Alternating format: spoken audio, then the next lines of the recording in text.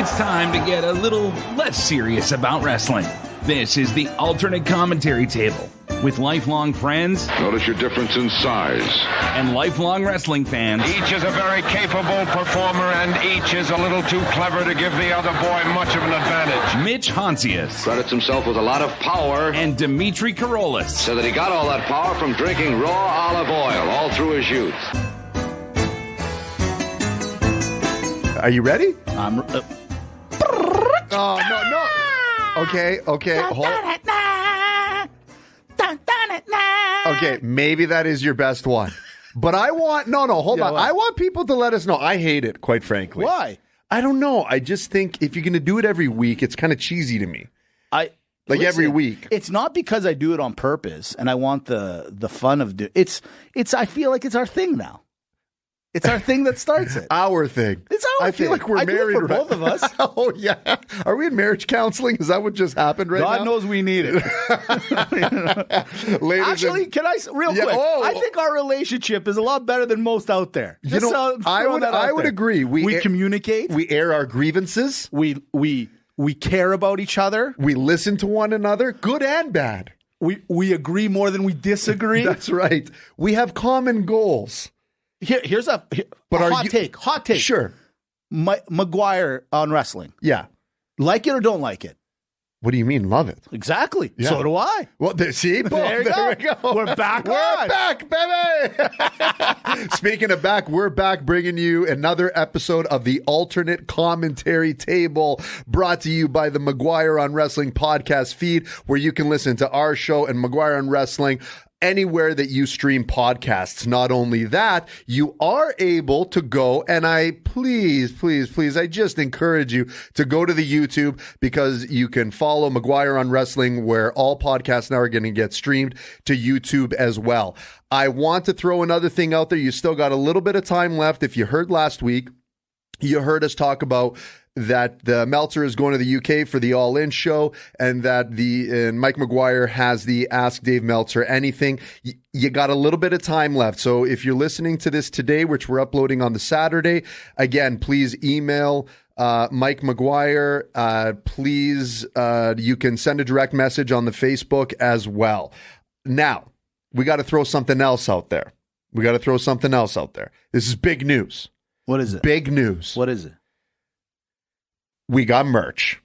I know. We got merch. We got the merch. Not only do we got merch, we got our first sale in the books. Look, ladies and gentlemen, as you've listened to Mike Maguire, as you've listened to the podcast, this show is always going to be about wrestling. It's always going to be brought to you free, where, the podcast and everything, but we want to do something fun as well. So again, if you go to Maguire on Wrestling on the main website, right, it should direct link you right now. I think Mike was telling me, but if not, you go maguireonwrestling.etsy.com. Yeah, we're Etsy people now. We're Etsy people. We're craftsmen. That's it. Right? That's our faction. There's some really cool stuff. There's barbed wire shirts. Yes. There's the GWO. We told you. We had a GWO. Now, how many of you came to listen to Maguire on Wrestling?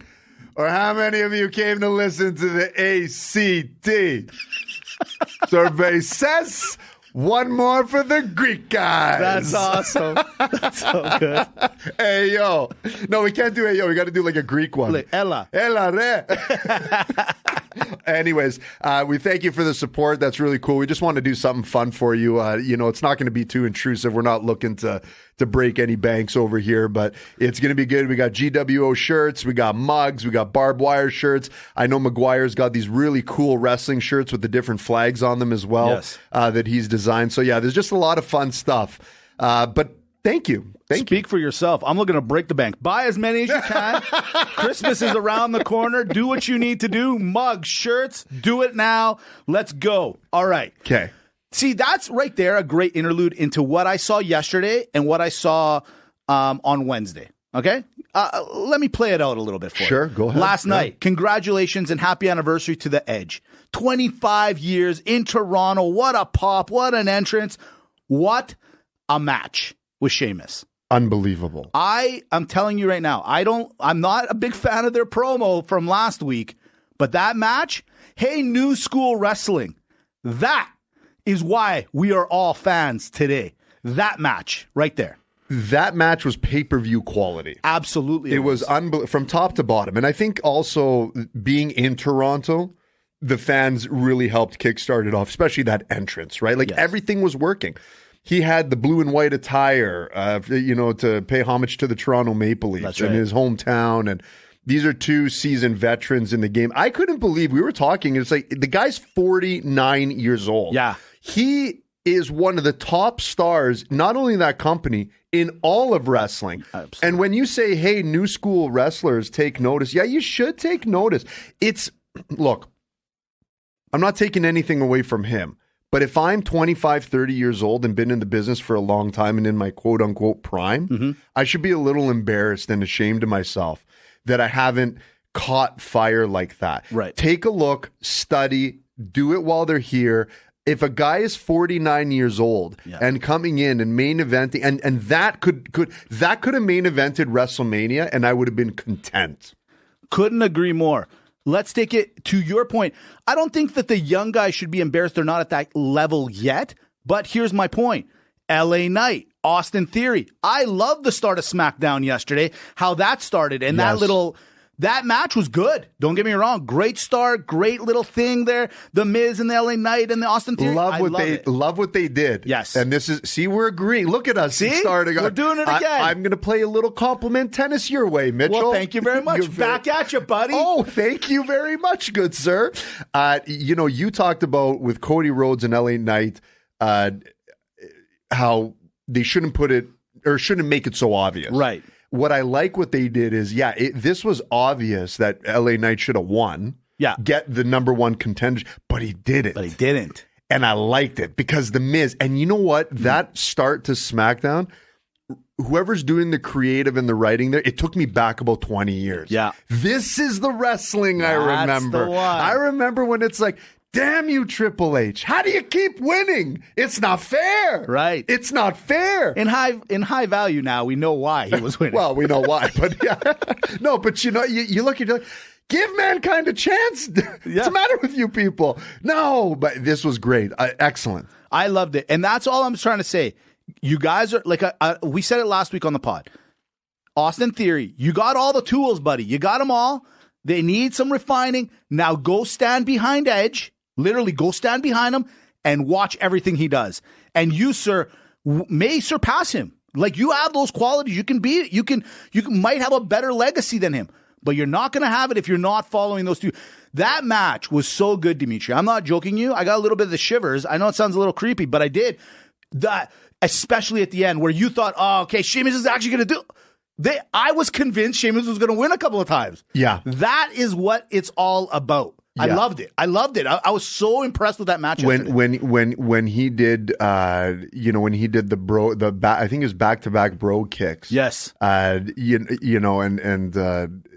thought it was over. You're right. I'm like, of course they would do it. Maybe it's a retirement, but no. So here's my point to that. Yeah.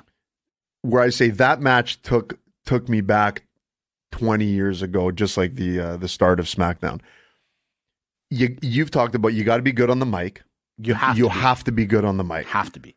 You have to be a good in-ring performer, no question.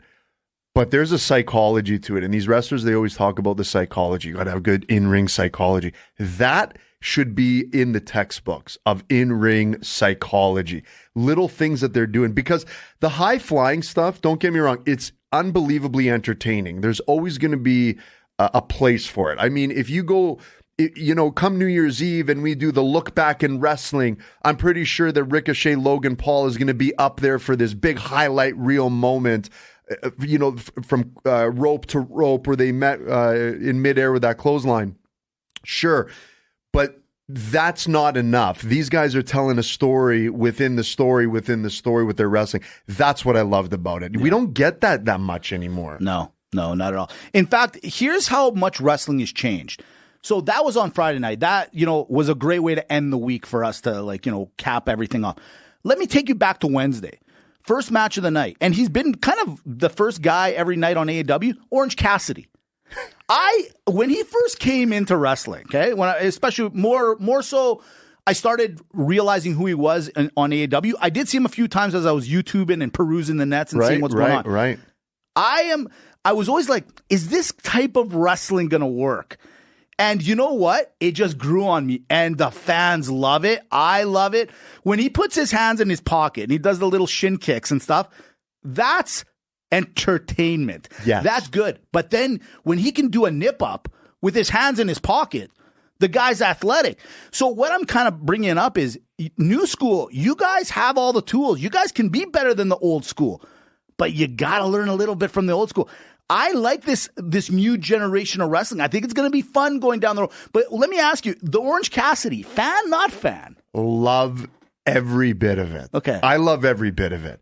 And the biggest miss for me is that he's not bigger. Right. Because he's in AEW. You think he can get bigger? I don't think he can get bigger than what he is right now. I don't think so. No, I think there's a point where he peaks. Like, we're not looking at a world champion. Right. Right. But we're looking at a long-standing TBS champion, long-standing, maybe I believe tag. He's the international champion. Yeah, he's the international champion. Yes. I'm saying for him, like, as an upgrade, right? Right, true. Long-standing, maybe tag team champion. Maybe. Right?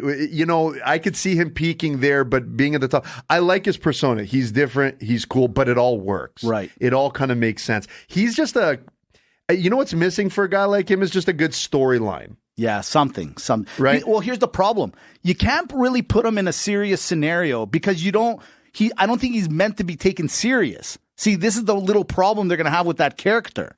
You see what I'm saying? Yeah, I get it. He shows up to the ring in a knapsack with the belt in it. Love it. Hilarious. But I can't take that guy serious to fight MJF for the world championship. Okay, fair enough. You see what I'm saying? Yeah, fair enough. He's like capped, and I don't know what we're gonna do with him.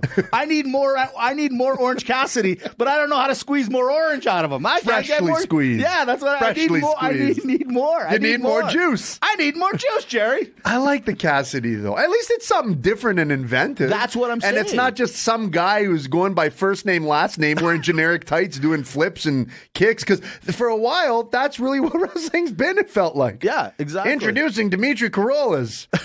Great. So? And then next week, your Corolla's Dimitri.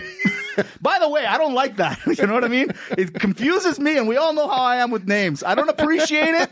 I don't appreciate it at all. You can't name switch on Mitch. Yeah, you can't name switch on me. Makes no sense. Makes no sense. And adding a son to the end of your name doesn't make it any better either. Just saying. God, that's amazing. All right, real quick. So let's stay on AEW for a bit because a lot went on that Listen, show. we have to because I think that they stole the week this week in terms of overall programming. Well said, sir. Well said. One show beats two shows, but the two shows did have a couple marquees. I get it, but overall, Dynamite was just that. It was. But here's the thing. They got a huge pay-per-view coming up in the next week. So I get it. They got to up their game because you know what I liked about what they've done? They're not setting the card up from like 2 months ago and we're bored out of our minds. A lot of people are not used to the fact that they're bringing up, oh, okay, this is going to be a match now. Like this week, I think 2 or 3 new matches came out of it, right? Yeah, true. Yeah. And so here's one right now. As much as I enjoyed AEW this week, the one thing I was ready to literally throw a plate through the TV was this Don Callis and Chris Jericho setup. Who set this up? Was there no plan? Well, who's doing this? I want an answer because you had it all perfect. You had a good start, horrible middle, and a decent ending to it. That middle, though, killed me. It killed me. I don't know what just happened there. It looked, honestly, that whole segment is very indicative, I think, of my marriage. Right. Yeah. In 1 minute, it's the greatest thing that's ever happened. We're all loving each other. And then 2 minutes later, I'm getting kicked out of the house. Exactly. And I don't know why. I still don't know why. I couldn't agree more. So hold on a second. The guy brings a photo down. A photo? A picture. A painting. A tapestry. brings the Mona Lisa down. He brings the Mona Lisa down, covered up. And so now that we have the big reveal of what it was, right. In his mind, he's like, oh, I can't wait to show Jericho this, right? Okay, writers, maybe in the back this all made sense. Yeah. But no. And then they're like, hey, do you want to join my group? I'd love to. This is great. Let's hug and be friends. Hey, Senor Doc, what you got behind your back? I got that from Looney Tunes. Yeah, fair enough. But he's like, oh yeah, no, it's nothing. And it's a picture of him holding his head, and he's like, yeah, I'll never join you. And let me tell you something about yourself. And let me tell you something. You let the toilet seat up. Yeah? Well, dinner's never ready when I come home. Yeah? Well, you drive funny.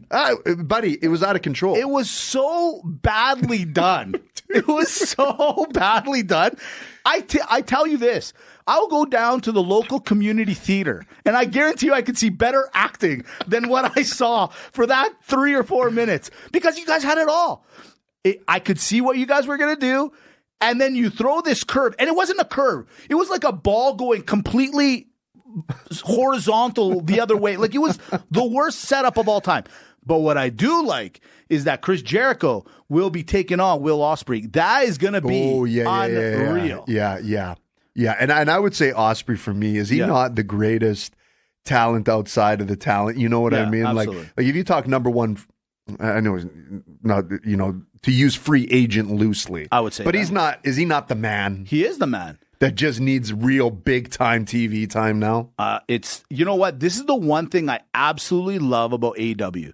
That, what do they call it? The Forbidden Door. The Forbidden Door, yeah. I absolutely love it. Because, yes, there are some Japanese characters that are now coming out that we're maybe not super familiar with. Mm-hmm. But after watching them wrestle, you got to start connecting with these guys, because their moves, their personas, it's huge. And for those that have never actually perused the nets, and you go and you watch some YouTube matches in Japan, if you think we're all fanatic fans, the Japanese fans love their wrestling. That's high octane. High octane. And you see where wrestlers go over there, they get addicted. They don't even really want to leave. Right. It's interesting. Yeah. And it's surprising how many wrestlers have actually gone over to Japan to do a circuit and to wrestle. But you mentioned Forbidden Door with AEW, and it brings me to the promo that MJF and Adam Cole did. I love it. It's real. They're not afraid to talk about stuff. They're not afraid to use the word WWE, Cody Rhodes, because I think they're just the wrestling fan, and especially their demographic, I feel everyone's just smarter now. Okay? Right. Everyone's smarter. We understand the game. We get what's going on. And I don't think it needs to be as protectionist as maybe it once was. But especially for AEW, if you're trying to compete with the big dog in the yard, being the WWE machine. Yeah, this is really cool and refreshing, but they're just not afraid to talk, especially when you're a persona like Adam Cole and MJF. You're coming out as yourself. Right. So it works here. I like what they're doing, and I also kind of, a little bit, just pull it back a little bit, because here's the thing. I love that I think you said it the other day, they didn't realize how good this was going to be. They're like, okay, I guess we'll try you guys out. And if you think about it, Dimitri, that was a huge risk they took to make Adam Cole and MJF work together, and knowing later down the line that they're going to end up, fighting for the championship in Wembley Stadium now. I guess my point is like, how are we going to make the, and it's worked out perfectly, almost too perfect, where they got to be careful how they break this or don't break this. They got to be very careful now how they take this for the rest of the road, in my humble opinion, because each week one guy's looking to make a move on the other guy, and they're both, and if they end up being, like, to your point, and we're going to keep saying it, what if they do become tag team champions? And then obviously somebody's got to win that match between them two. So there is going to be that animosity, however you want to look at it. They gotta run with it for the longest time. Right. In my opinion, they have to win these Ring of Honor championships. They have to. They got it. Then they got to do the title change. Yes. They got to make, baby, they got to do the title change, okay? And week to week, they could script the funniest gimmicks and little vignettes of one guy trying to one-up the other and trying to screw him over. Right. The world's their oyster on this one. I agree. And they stumbled upon it. Literally fell on it. Yeah, this is a lottery ticket. It's amazing. Yeah. And it is, I would say, from a storyline perspective, right, it's probably up there. Like this, you have the bloodline in WWE, and you got MJF and Adam Cole. You need that flagship storyline. need it. Not only is MJF the master of the microphone right now, okay? He's the master of the microphone. You think he's number one? I do not. You know what? He is number one. Maybe each week he doesn't have the best one, but, pound for pound, as we like to say, number one. I would agree with you. Yeah. Yeah, I would agree with you. Not only is he good on the mic, he's amazing on the X, or the previous, as we called it, Twitter. The app formerly known as Twitter. What are you talking about? Let me explain to you how this guy is working 24/7. Wow. Watch this. On his feed, he writes, "Yo, at Logan Paul. I'm a big fan, and I heard you were very upset with your ranking in the at ESPN top 30 under 30. I couldn't agree with you more. The list was flawed. What the hell is a Vikingo anyways? Would love to come on Impulsive, Logan Paul's massive podcast, and talk about the list as well as a few AEW facts. And here's a fact. AEW is about to run the biggest show in history of the sport on August 27th. Hopefully your boss and our mutual friend, jolly old Saint Nick, will allow it. P.S. I wrote this while sipping on a Prime. Yours sincerely, numero uno, MJF." Come on. Guys. Come on. Learn. Hey, new school. Learn. This is what I'm talking about. He gets it. Buddy. He gets it. It's just he's such a great little weasel character, but that's so good. Yes. On top of it, right? Like that's the best part of the whole thing. Okay, let's talk about this pay-per-view for a second. Sure. This is big for them. Yes. This is massive for them. And I know there's probably some trickery with the tickets but here's what I noticed. Here's what I noticed. What'd you get? Watching SmackDown as it relates to AEW. Right. So AEW is going on. Right. Biggest show, most tickets distributed, blah, blah, blah, like biggest event all time. Like they're just going on this thing. And good for them for doing that. Smart. So this is how you know that WWE takes this promotion not seriously, but very seriously. What's their messaging about? They spent a significant amount of time yesterday on SmackDown talking about how the WrestleMania ticket sales for Philadelphia next year have by far exceeded expectation. Most tickets sold in one day of all time. Like it was all this one-upsmanship. Yes. And I love it. And for AEW, just think. Remember in Summers, or was it?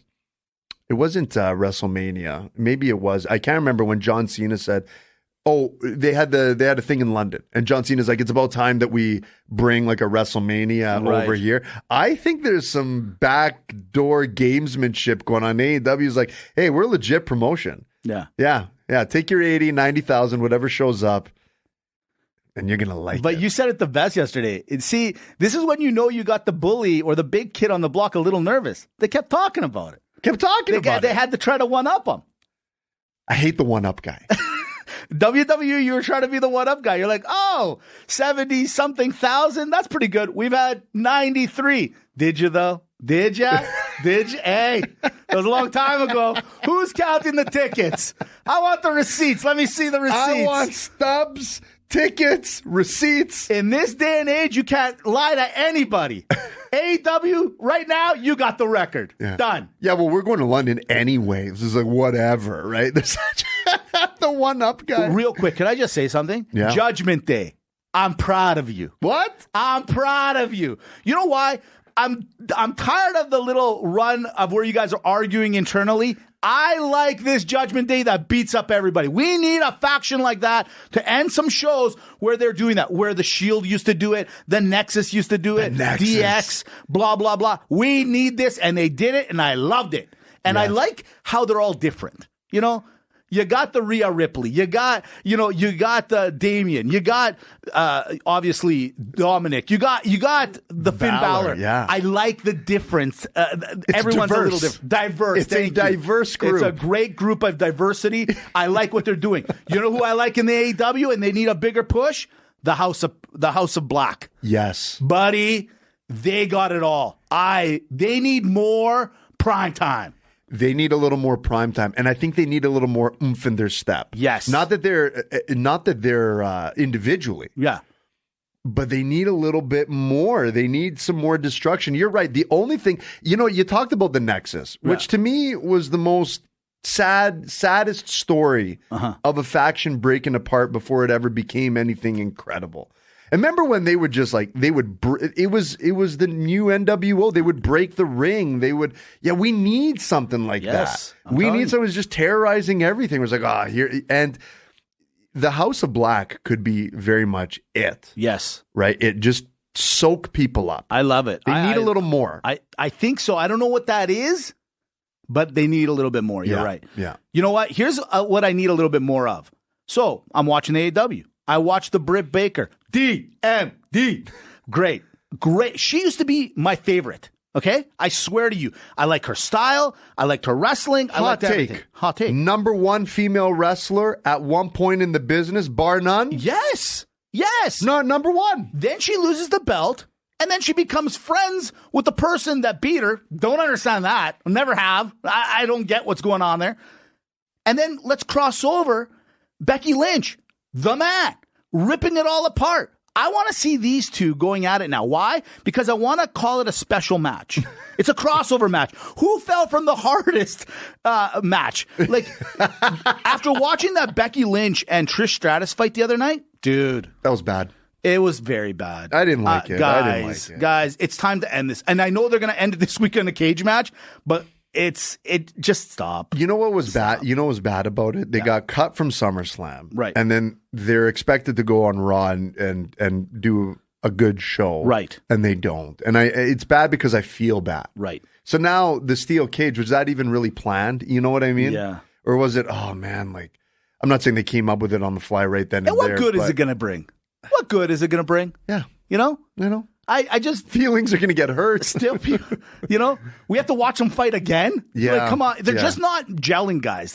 You've tried. It's not working. Well, it's not working. I don't know what it was, but I don't know. I can't put my finger on it, but yeah, the whole man persona was amazing, phenomenal. And then I don't know if they wanted to change it or if she wanted to change it, but you know what? Kind of Becky Lynch has this. It's this weird bravado the way she talks that she's just kind of the queen of the business. Mm-hmm. You're not even the best in the WWE. I know. Like, it's this weird, she's got this arrogance about her that I think is a little misplaced. Like, I don't care what anyone says, Rhea Ripley is right now Charlotte Flair, women's wrestling. Bianca Belair, all of them are ahead of her. All of them. They're all ahead of her for sure. But Rhea Ripley to me is women's wrestling right now. Yeah. And now it's a matter of keep up. They better keep the strap on her as long as they're doing it with Roman Reigns. Right. Because you have someone that's like, okay, here's a real champion. Like, you're going to really have to take it away. Agreed. From me. Now, I got one last thing right before, as we start heading off to the pasture. Jeff Hardy, Jeff Jarrett, Bray Wyatt. Why do these guys continuously get more and more play? That Chainsaw Massacre fight, AEW, you had me all night. And then you had that match. I'm sorry, but horrible. It just I didn't like it. And then the guy coming down with the chainsaw, like the actual character or whatever, didn't like it at all. What's the guy? Is that Leatherface? Leatherface? I think you're right. Anyway. Yeah, I think so. What was that? I don't know. Did anyone die? There was a lot of blood. There was a lot of blood. Jeff Jarrett that was a lot of red. There was look, Jeff Jarrett for his age, and then they all dressed up in costume too. Yeah, that was the funny part to me. Is everyone had some farm? There was some fun. There was some fun to that. Some kind of farm thread. When you see a 7-foot East Indian gentleman wearing a coverall, there's something to that. I mean, I liked it. I like it too. But I'm just saying that. Listen, I get that there's ideas for creative matches and to do something fun. First of all, I don't know if it's me. I think they were in Tennessee. But if you're going to do a Texas Chainsaw Massacre match, should you not maybe, I don't know, be in Texas? That's right. Just number one. Yeah, it could be me. It's close enough. I get it. It's close enough. Hey, I have family in the Tennessee. I love the Tennessee. Hey, Tennessee. Do you guys play country music? You do? Oh, well, that's Texas. I don't know. You know what I mean? I'm just saying. One last thing. Austin, Fort Worth, Dallas. There's a lot of places in San Antonio. Sure. I'm just saying. Just saying. But it was bad. Yeah. And I'm like, guys, not only are we over the top, we're extremely over the top. I just want to ask this question. The Jeff Jarrett, how many times do you think he's taking a guitar shot? Like if you have to over under 500. That's a good one. I'm going to go with the under. Just under. Just under. I feel like that's a trick. That's a trick question. It's a trick question. I don't know. I'd like to know. Speaking of guitar shots, sure, we got to throw it into chair shots. Apparently, the Taz. Yeah, he's not a fan. He is not a fan. He thinks they should be eliminated. I absolutely listen. You got to remember, this is sports entertainment. It's entertaining to see a guy take a headshot. Be careful, 100% be careful, but it's entertaining. Yeah, like I get it, right? I mean, on one hand, it's almost like how sports have learned more about concussions. Right. And maybe you're like, But the thing is, the chair shot for me is iconic. It's an iconic tool outside of the ring that could be used. It's the chair. You can use it to put someone's arm or leg through it. Yeah. Stomp on it. Sure. Right? Maybe bust the kneecap. Right? You can use it over the head, over the back. Lots of scenarios. It's great. It's the best prop they have. It's the best prop they have for someone to come in. You know what I don't like? What? The hammer. The hammer. They brought out the hammer, I believe, in that massacre match. Yes. Right? Yes, they did. That's a little much for me. I agree. Two little things I just want to say to end the show. Number one, Eddie Kingston made it back to AEW. You mean Vince Russo? Oh, was that? They're the same guy. No, they're the same guy. I'm telling you, there's no way that Eddie Kingston and Vince Russo related. It's the same person. Now that you mention it, I've never seen them in the same room together. Have you seen them? No, you have not. No, I'm not. No, you have not. I think you're right.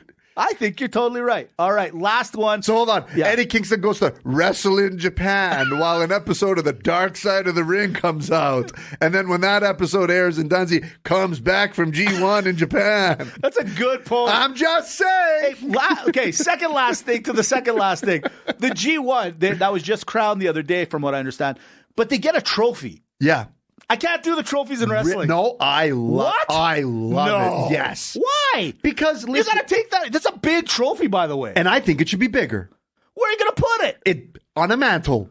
What mantle could you possibly have? Listen. The belt is the belt. We all get it. The belt's the best. But a trophy. No. A massive. What are you talking about? It just doesn't go in wrestling. It doesn't go. Why not? It just doesn't go. You basically are getting the Stanley Cup of wrestling. If it looked like the Stanley Cup, maybe, but it doesn't. I don't like it. It looks like something I would have got from like the Karate Kid when I won the tournament against I still have yet to discover a problem in anything that you're saying right now. What's wrong with the Karate Kid style tournament? It doesn't flow. It doesn't go. I don't know. It just doesn't. For me, it's the belt. It's always going to be the belt. Okay, I think I get where you're saying. Maybe if they repurpose the trophy. What if they had like a golden statue of a wrestler that was almost like the Heisman Trophy, but it was this World Cup looking, like it was like the coveted trophy. I'm a visual guy. I got to see it, but no. You don't think like a big cup?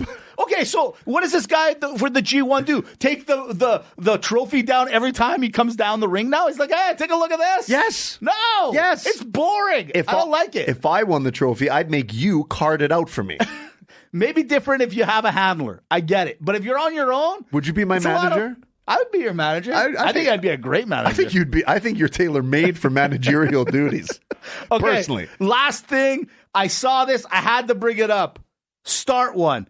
Cut one. Bench one. Stone Cold. John Cena. The Rock. Oh, you son of a gun. Start one. Bench one. Cut one. Listen, for me personally, I got to start The Rock. He's my guy. Mm-hmm. I got to bench Stone Cold, and I got to cut the Cena. If I went in order, this is the way I'm doing it, and this is the best way to do it. You son of a! Don't you do it? You bench The Rock. Uh-oh. You cut Stone Cold. What? And you start.